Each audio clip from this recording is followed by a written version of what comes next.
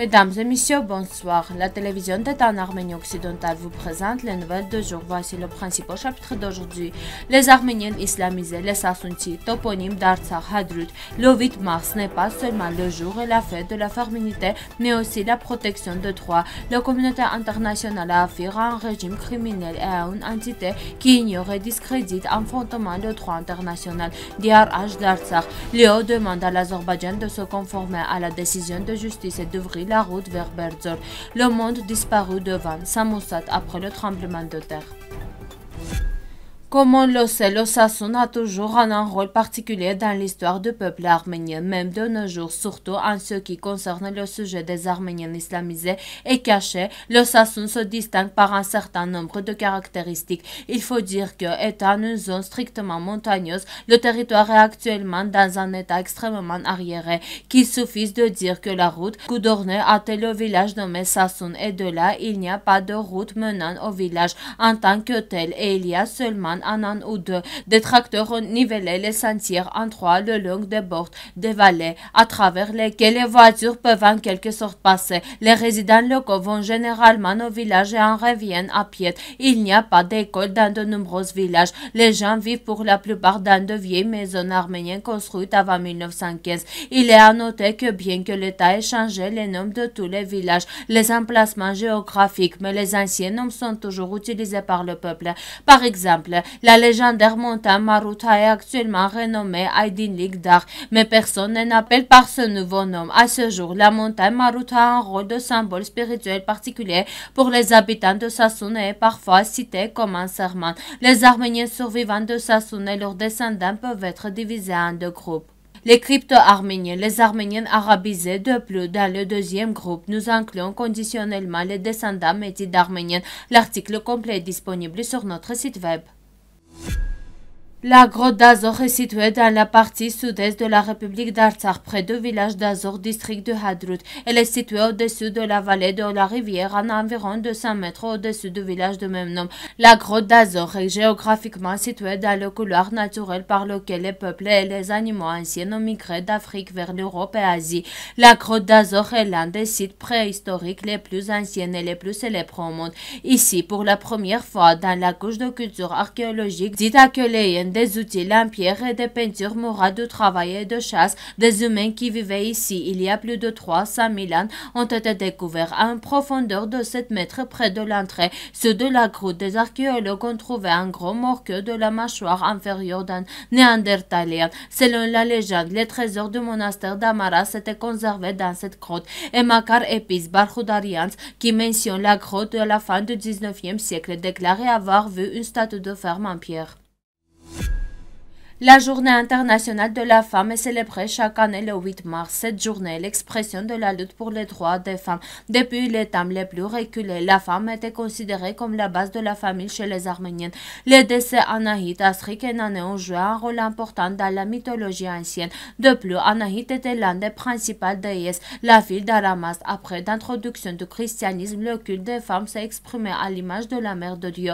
Dans les temps anciens, nous avions des femmes rois, Arato, Zappel. On sait aussi que les épouses des rois jouaient également un certain rôle dans les cours arméniennes. Selon les conceptions modernes, l'activation de rôle social et politique des femmes arméniennes a commencé au 19e siècle. La création d'écoles de filles dans les villes à prédominance arménienne y contribue de manière significative. L'activité sociale des femmes était plus active en Arménie occidentale, où deux femmes, Serpouhi Vahanian et Zappel Asatour, étaient particulièrement connues parmi les femmes sociales actives à la fin du 19e siècle. Beaucoup de femmes ont pris une part active au mouvement Fidaïn qui a commencé en Arménie occidentale. Les plus célèbres d'entre eux sont Sosé, l'épouse de chef de la Fidea Arpur Serop Yerso, un soldat loyal de Gevorg Chavush, la femme Fidea Hayo Arménia, Nis Satenik Matinia, Maro Makarian, Sato Hanjanian, Kilizar Sasunti Shake, Madame Mariam Chilingarian. Le président de l'Arménie occidentale, Armenak Abrahamian, a déclaré à cette occasion: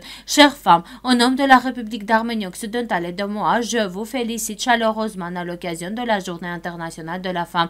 Je souhaite que vous jouiez un plus grand rôle dans l'État et à la vie publique de notre pays. Par votre présence et votre implication, vous changez positivement l'atmosphère dans toutes les arènes, la rendant plus bienveillante et tolérante, plus constructive et productive. Avec votre charme, vous rendez nos vies plus propices et pleines de sens, et nous ferons de notre mieux pour vous rendre heureux. Vous pouvez regarder le reportage préparé par Western Armenia TV sur notre chaîne YouTube.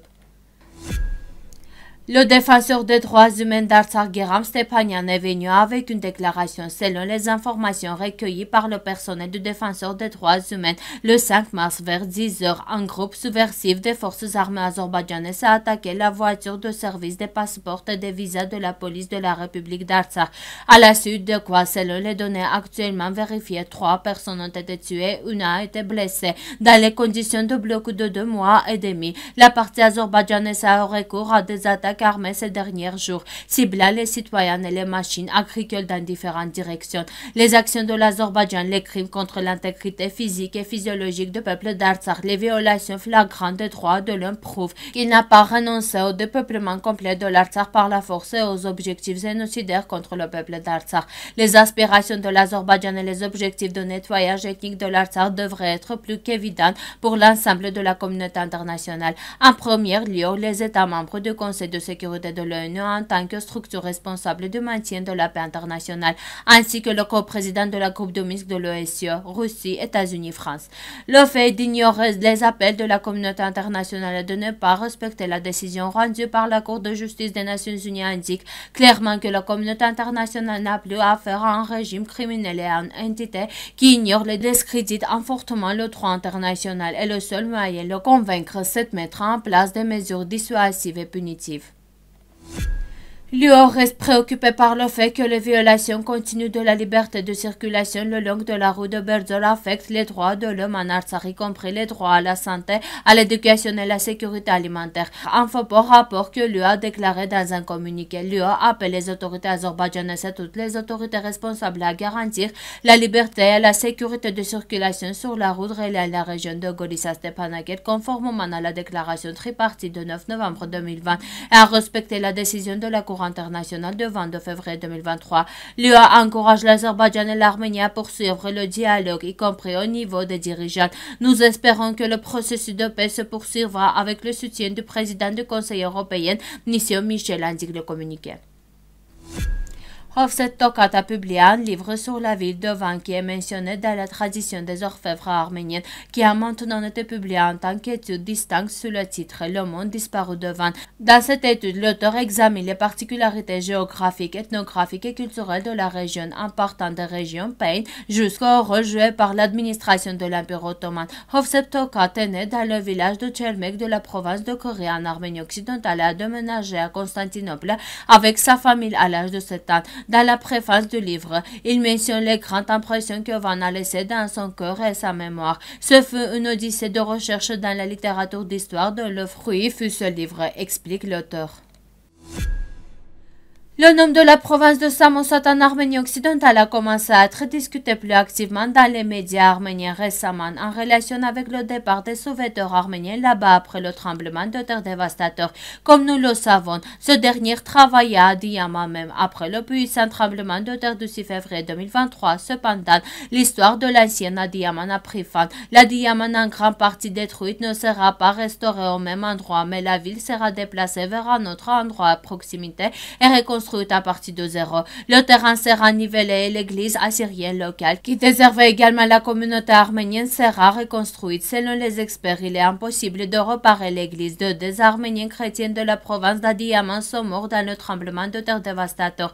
Les victimes des familles arméniennes islamisées sont plusieurs fois plus nombreuses. Bien sûr, calculer les pertes des Arméniens islamisés est difficile en pratique, car ils ne sont pas comptés par l'État comme faisait partie de la communauté internationale, et les données sur leurs pertes experts manquent dans les listes du patriarcat arménien de Constantinople. Selon un responsable de la ville de Karta, 5 000 à 8 000 Arméniens vivent dans la seule région de Karta. Quelques jours après le tremblement de terre, le député arménien de Medjlis, Karo Paylan, a déclaré aux médias arméniens à Constantinople qu'environ 80% de la population d'Adiyaman avait déjà quitté la ville, tandis que d'autres attendaient que les corps de leurs proches quittent la ville dès qu'ils le seraient entrés. Selon Paylan, il est pratiquement impossible pour les gens d'y rester en raison du manque de logement et du manque de tentes nécessaires. Selon les habitants d'Adiyaman, les opérations de recherche et de sauvetage dans la ville n'ont commencé que le 3e jour, alors que les chances de survie de nombreuses personnes restées sous le décombre étaient déjà très faibles. Merci de votre fidélité. À la fin de notre émission, vous pourrez profiter d'une performance musique folklorique des Arméniennes. Vous pouvez écouter la version complète de la musique sur notre site web.